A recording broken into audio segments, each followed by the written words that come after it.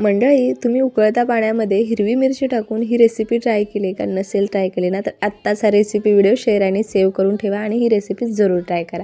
आता इथं मी एक पाव किलो मिरच्या स्वच्छ पाण्याने धुवून घेतल्या. त्यानंतर कढईमध्ये 2 ग्लास पाणी उकळून घेतलं आणि त्यामध्ये एक 4 ते 5 मिनिटासाठी ह्या हिरव्या मिरच्या झाकण ठेवून शिजवून घेतल्या आणि त्यानंतर गरम पाण्यातून काढून घेतल्या. ह्या मिरच्या व्यवस्थित थंड करून घेतल्या आणि त्यानंतर ना याला मी असे कट मारून घेतलेले आहेत. आता ना आमच्या घरामध्ये ना भाजी चपाती असो किंवा डाळ भात असो, काहीही असू द्या, काहीतरी चटपटीत तोंडी लावायला लागतंच. त्यामुळे ह्या मिरची फ्राय मी बनवून ठेवते. आठवडाभर छान टिकतं. तुम्हीसुद्धा नक्की बनवून बघा, तुम्हाला खूप आवडेल.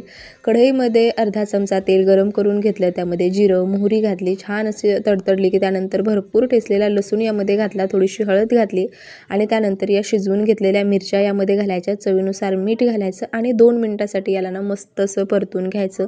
मिरच्या शिजवून घेतल्यामुळे ना अजिबात तिखट लागत नाही आणि खायला सुद्धा खूप भारी लागतात. 2 चमचे भाजलेला शेंगदाण्याचा कूट यामध्ये घातला.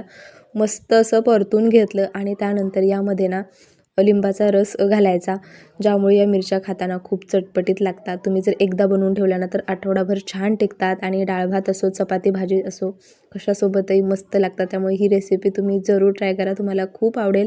आणि ही रेसिपी तुम्हाला जरासुद्धा आवडली असेल तर व्हिडिओला लाईक करा आणि चॅनलवरच पहिल्यांदा आला असेल तर चॅनल देखील सबस्क्राईब करा. चला, बाय बाय.